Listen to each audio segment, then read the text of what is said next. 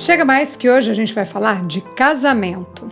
Vocês acreditam que dá pra salvar um casamento mudando de país? Tipo, o negócio vai mal, aí mudando de ares as coisas podem melhorar ou não? Ou se já tá ruim no Brasil, imagina fora. A história é sobre isso. Mora fora do Brasil? Tem uma história pra contar? Então manda pra gente. O nosso Instagram, WhatsApp, todos os nossos contatos estão na descrição. Só lembrando que eu posso contar a tua história de forma anônima ou não, você que manda. Queria a opinião de vocês com uma coisa. Eu tô pensando em ampliar aqui, criar uma playlist só com histórias do Brasil. Eu falo histórias que não necessariamente têm a ver com outros países. O que vocês acham da ideia? Vocês acham que pode ser legal ou nada a ver? E antes da gente começar a nossa publi, que tem tudo a ver com a história de hoje, o curso Encontrando o Seu Centro da Regina Gianetti é uma forma da gente se entender. Na real, esse curso é uma extensão de um trabalho que ela já faz. Eu já indiquei o podcast dela aqui outras vezes e eu sou super fã. E um dos pontos do curso dela é sobre padrões mentais. E o que é isso? Coisas que a gente faz a vida inteira sem nem questionar. Coisa que a gente faz e não vê que faz, ou acredita que nem sabe que acredita. Acha que é verdade ou às vezes até acha que é um caminho único. Esse é um dos pontos, mas o curso é bem extenso, tem aulas gravadas, tem aulas com ela também. Quem tiver interessado, o link está na descrição aqui desse episódio. E agora, segura que lá vem história. Seja muito bem-vindo a bordo. Estamos prestes a aterrissar em História de Imigrante. Hoje vamos contar a história da Mara. A história dela começa na infância. Ela foi criada numa família com valores bem religiosos e conservadores. A mãe era muito trabalhadora, dessas que ia arrumando um bico aqui, outro ali para crescer na vida e não deixava a filha fazer nada. Quando eu disse não deixava fazer nada, não é que não deixava trabalhar, é que não deixava a menina sair, ela não tinha liberdade. A Mara não podia ir para lugar nenhum. Já o pai era uma pessoa tranquila, daquelas assim, o que tiver tá bom, acomodado e alcoólatra, mas não era violento. Desde pequena, a Mara ajudava a mãe com as tarefas de casa, ajudava a cuidar dos irmãos e com 13 anos ela começou a trabalhar numa lanchonete com a mãe. Ela cresceu nesse ambiente. O exemplo para ela era uma mãe batalhadora que carregava a família nas costas. Quando ela tinha uns 17 anos, a Mara conheceu um cara que eu vou chamar aqui de Adriano. Adriano trabalhava numa loja de relógios que ficava ao lado da loja onde a Mara trabalhava. Eles eram vizinhos de serviço. Os dois se conheceram no ônibus, aquela troca de olhares, e depois que ele descobriu o trabalho dela, ele inventava desculpa para ir comprar alguma coisa lá só para falar com a Mara. Conversa vai, conversa vem, eles começaram a ficar. Adriano era um menino mais pra frente e a Mara uma menina mais tímida. No primeiro dia que eles se beijaram, ela saiu flutuando. Tipo, apaixonou de cara. 3 meses depois, e Mara estava grávida. Muito ingênua, a Mara não sabia o que era sexo direito. Ela não tinha conversado sobre isso em casa. Imagina, uma conversa assim numa família conservadora, na década de 90, 2000, difícil. Mara mal sabia o que estava fazendo quando engravidou e pior, como que ia contar isso para a mãe. Como é que eu ia dar uma notícia dessas para minha mãe? Ela não sabia nem o que eu estava namorando, imagina. Chegar falando que estava grávida. Ela não ia aceitar. Minha mãe era evangélica e daquelas mulheres muito brava. Pois é, aí Mara bolou um plano com o Adriano. Eles alugaram uma casa, mobiliaram com os móveis que a mãe do Adriano deu, deixaram a casa pronta. E quando ela fosse contar para a mãe, já teria um lugar para ir. De certo, ela já estava esperando aí que a mãe ia colocá-la para fora de casa. Acontece tanto, né? Só que, nesse meio tempo, a Mara perdeu o bebê.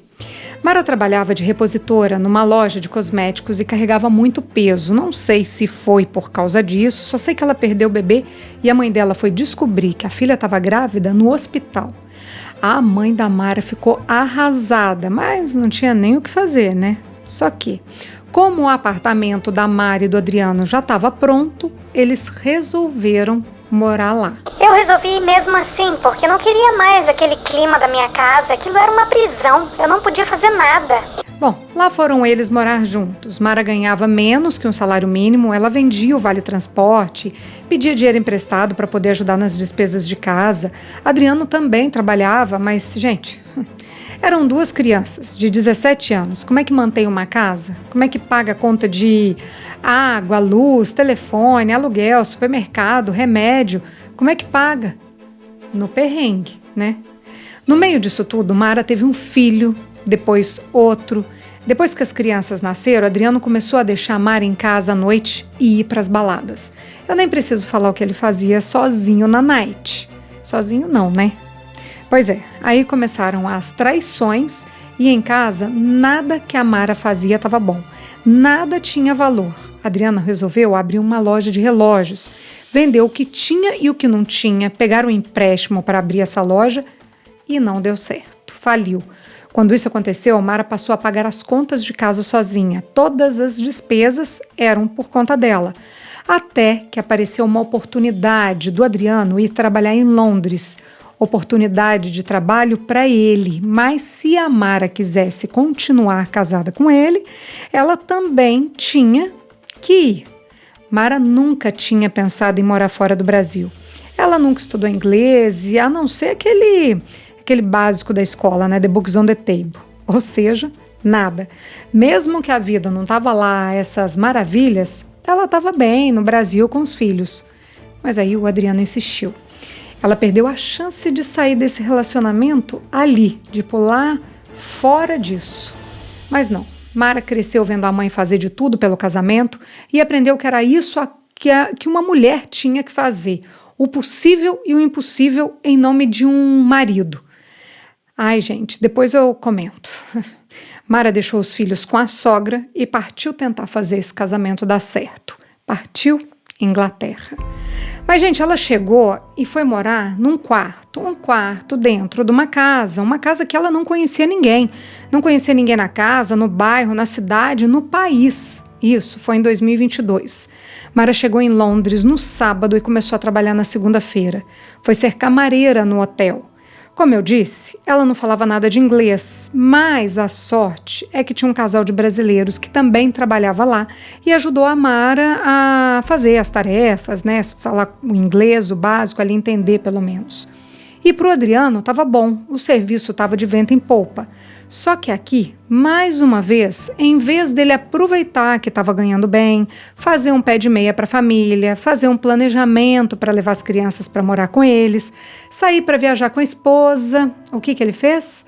Adriano foi para as baladas, ou para o rolê, como a Mara me disse. E, gente, se tem rolê, tem outras mulheres. E se tem outras mulheres, tem traição. E como que fica a Mara nisso tudo? Fica em casa tentando encontrar um meio de fazer aquele casamento dar certo. Foi aniversário dela e ele nem parabéns deu. Ela não ganhou nem felicidades, ele não deu nada. Já estava sozinha naquele lugar, sem os filhos. Podia ter recebido pelo menos um bolinho, né? Sei lá, parabéns, felicidades, meu amor. Teve lá um dia que a Mara chegou tarde do trabalho e ele não estava em casa. Estava para as baladas, para variar. Só que ela tinha esquecido a chave, ligou para ele para pedir para ele abrir a porta do quarto, naquela casa compartilhada que eles moravam. Adriano não deu a mínima, falou que a culpa era dela e não foi ajudar. A Mara, esse dia, acabou dormindo no banheiro, no chão do banheiro da casa compartilhada. Eu nem sei lá se o pessoal que morava nessa casa precisou usar o banheiro e teve que pedir licença para ela, mas, pô, que humilhante, né, gente? Você dormir num banheiro. Isso em Londres, que é frio pra caramba. Piso frio. Vocês devem estar se perguntando, por quê? Por que aguentar traição? Por que aguentar ser tratada assim? A gente sempre pergunta, né? Mas isso, a gente não tem uma explicação simples. Simplificar a situação de uma mulher que está vivendo uma dependência emocional é muito leviano, é muito superficial. Já vocês vão entender o que eu estou falando. Mara foi aguentando tudo, foi engolindo e vivendo assim porque acreditava que a vida de casada era assim. A vida da mãe e do pai, enquanto casal, era horrível, não tinha parceria. O meio que ela vivia no Brasil também era assim. As amigas dela não estavam casadas porque amavam os maridos, não. Estavam casadas porque chega na adolescência e invoca que quer casar, sem saber por quê, só para não ficar solteira. Eu vou dar um exemplo, não tem nada a ver com a Mara, mas é só para a gente ilustrar a situação. A pessoa cresce sabendo que o pai trai a mãe, vê a mãe brigar com o pai por causa disso e depois escuta a mãe dizer: homem não presta, é tudo farinha do mesmo saco, nunca confie no homem. Essa menina cresce achando que o quê? Que a mãe disse a verdade absoluta e quando chega na fase adulta, aquilo está tão enraizado que ela não percebe que essa imagem masculina foi gravada lá no fundo. E o que acontece? Às vezes se torna uma pessoa totalmente insegura, extremamente ciumenta. Às vezes não consegue se entregar de verdade para ninguém. Ou também, por outro lado, apronta horrores porque é melhor trair do que ser traída. Vocês entenderam com esse exemplo aonde que eu estou querendo chegar? Mara gravou na consciência dela que o casamento era isso e que estava tudo certo. Separar? Como? Se a mãe aguentou muito mais e não separou, como é que ela ia fazer uma coisa dessas? Nem passava pela cabeça dela. Eu não era dependente financeira dele, eu tinha meu dinheiro, eu não gostava mais dele, eu não sentia nada, nem quando estava perto, mas não conseguia sair daquela relação. Mas aí uma coisa ali mudou. Adriano continuou fazendo o que fazia. O que mudou foi ela. E o que aconteceu ali na vida dela foi tão sutil, mas ao mesmo tempo tão decisivo. A Mara trabalhava com um casal de brasileiros, certo? Pois, primeira vez na vida, ela conviveu com um casal de verdade. Ela conheceu o que era um relacionamento saudável. Esse casal trabalhava junto, eles faziam planos de juntar dinheiro juntos, programavam viagens, era um casal que se respeitava, que se beijava, que tinha carinho no tom de voz e no toque. Foi só aí que a Mara percebeu que tudo o que ela tinha visto até então não era casamento de verdade e foi buscar uma terapia. E terapia, gente, pelo amor de Deus, não é lavar louça, não é andar de bicicleta, desculpa, mas isso pode até ser uma distração, pode até ser um momento ali de reflexão e tal. Terapia também não é escutar conselho de amiga. Terapia, gente, é ter alguém que estudou o comportamento humano, que tem base teórica e prática. É um processo que não te traz respostas, mas sim te estimula a fazer perguntas para si mesma, te faz refletir. Um bom terapeuta é aquele que te faz pensar, e foi isso que a terapia fez para Mara. Fez ela observar a própria vida. Aí veio a pergunta que mudou tudo. O que é que eu estou fazendo aqui? Pra gente de fora parece óbvio, né? Mas cada um tem seu tempo. Mara largou do Adriano, já tinha largado outras vezes, mas ficava esperando ele ir atrás, ligar, insistir. Desta vez parecia real. Pegou as coisas, alugou um quarto e se mudou. Mas essa liberdade durou pouco. E sabe por quê? Porque Adriano, dessa vez, não pediu para voltar. Ele ligou para a mãe dela, dizendo que estava sangrando e que ia acabar com a própria vida. Vocês entendem esse comportamento? Me explica, porque não dá para entender. Se não gosta, para que isso? Para que ficar junto a qualquer preço? E se gosta, por que trata mal? Por que trai?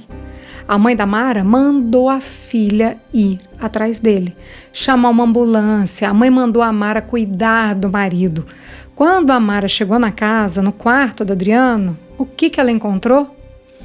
Ele lá, de buenas. Era tudo mentira, mas essa era a oportunidade que ele queria para poder conversar com ela.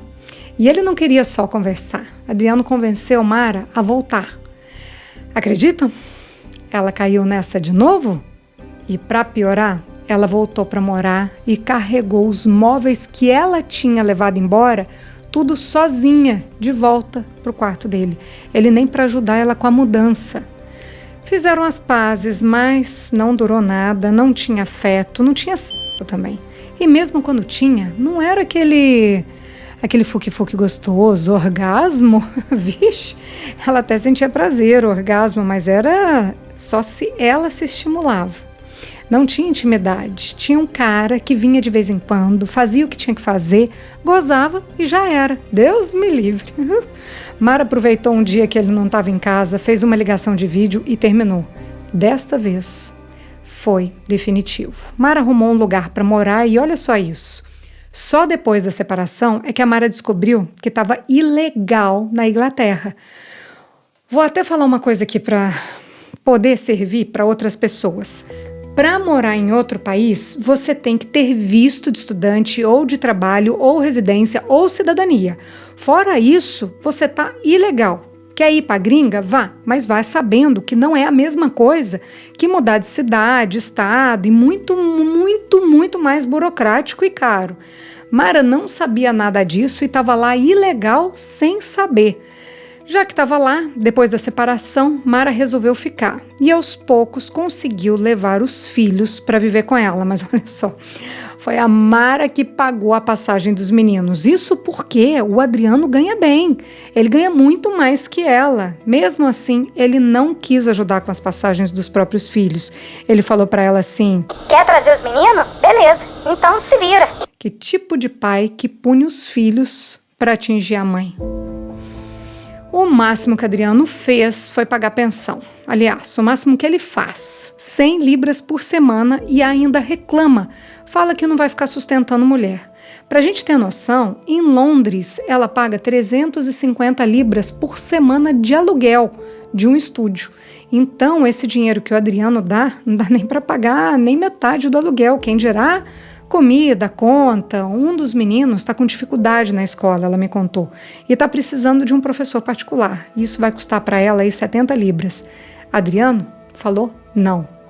Nem.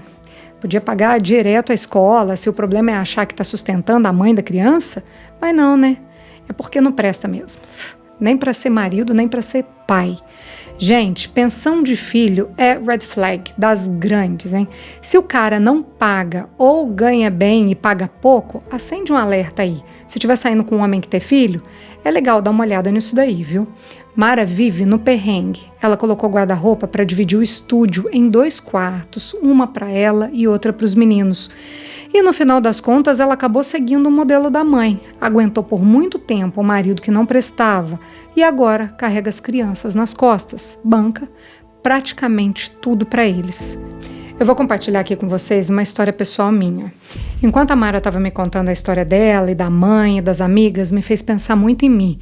Eu cresci numa família com mulheres muito fortes. Minha avó aguentou muita coisa do meu avô, como traição também, mas ela tinha muita força nela. E na idade, né, na época dela, não existia separação.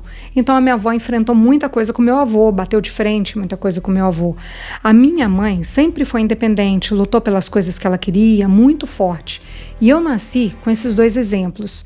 Eu nunca aceitei e nem aceitaria um homem levantar a voz para mim, muito menos um braço. Na real, eu nunca aceitaria um homem mandar em mim. Eu me lembro de 2 situações aqui que eu fiquei horrorizada com minhas amigas. Uma foi na adolescência. Eu morava em Minas e uma das minhas amigas namorava um menino de fora. Só que esse menino não gostava de mim.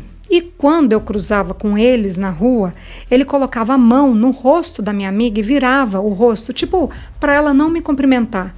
Na época, isso foi na década de 90, a gente ria, achava que a atitude dele era besta, menino sem noção. Mas hoje a gente sabe que não é isso. Hoje a gente sabe que isso é manipulação. O relacionamento saudável não é um mandando no outro, é um respeitando as vontades do outro e chegando ali num denominador comum. Ainda bem que a minha amiga não casou com esse cara, ainda bem. Outra situação foi uma vez que eu estava na faculdade, fui passear em Minas e encontrei com uma amiga queridíssima. Eu falei, oi, vamos tomar uma cerveja, fazia mó tempo que a gente não se via. Então eu falei assim, vamos colocar o papo em dia. E ela me falou, imagina que eu vou tomar uma cerveja com você, meu marido me mata. Eu não comentei nada, eu não queria causar confusão com ninguém, mas eu fiquei horrorizada com isso. Marido que tira a liberdade da mulher, que não deixa a esposa ir onde quer. Na minha cabeça, isso não existe. Da mesma forma que não existe marido que vai pra rua pra balada. Eu pensava que aqui na minha bolha, que casos como esses, do marido e do namorado das minhas amigas, era uma coisa isolada. Tipo, só alguns caras escrotos agiam assim. Mas o podcast História de Imigrante me mostrou que não é bem assim. Que homem manipulador, que usa os ciúmes para manifestar o amor, que nem é amor, né? Que quer controlar a esposa, a namorada, joga para baixo, que chama de incapaz, que grita, que humilha, que bate. Eu descobri que eles não são 2, que não são 200. Homens assim são milhares. E sabe quando é que isso vai mudar? Quando a gente não aceitar. Quando a gente vê que é ruim ficar sozinha. Pagar as contas sozinha, não ter ninguém ali para dormir junto, é ruim. Mas é muito, milhões de vezes pior estar com uma pessoa que não te faz melhor, que não te faz bem. É muito melhor ir dormir sozinha do que saber que a pessoa que você ama tá sei lá onde, sei lá com quem. Eu acho que eu dei uma viajada aqui, né? Mas é isso, gente. Eu gosto de contar essas histórias. Elas são tristes, são, mas são necessárias para outras mulheres se enxergarem na mesma situação. E é assim comigo, e eu acredito que seja assim com vocês também. Faz a gente pensar. Eu, felizmente, tenho um casamento super feliz, e eu desejo isso para todas. Depois dessa tempestade aí na vida da Mara, ela conheceu outra pessoa, um cara legal. Só que pelas atitudes dele, ela viu que ele queria ficar com ela, sim, isso, esse cara queria, mas não queria as crianças, os filhos dela. Ela me falou assim: eu vi que ele não ia assumir o B.O. Eu vi que ele não estava disposto a ficar comigo. Comigo e com meus filhos. Então não é pra mim. Ela foi firme. Mara segue na Inglaterra, não tá com ninguém e me disse que tá bem. Tô solteira, nesse turbilhão de coisas acabei ficando mais seletiva. Não tenho ânimo pra conhecer ninguém. Só de pensar me dá uma preguiça. Não que eu não queira me relacionar, eu quero sim. Mas não é uma prioridade pra mim. Eu tô bem sozinha. Na hora certa eu acredito que pode acontecer um milagre. Essa foi a história da Mara. Na semana que vem a história tá pesada. Nós vamos falar de tráfico humano e como uma brazuca foi virar garota de programa aqui na Espanha. Ela foi trazida pela própria tia. A história é um alerta e tem um final totalmente imprevisível. É na próxima quinta-feira. Até lá! Todas as histórias que contamos aqui são reais, algumas delas são anônimas. Se você tem uma história de imigrante para compartilhar, conta pra gente. Nosso WhatsApp é 650-834-9209. Essa é uma realização Estúdio Fita. Até a próxima história.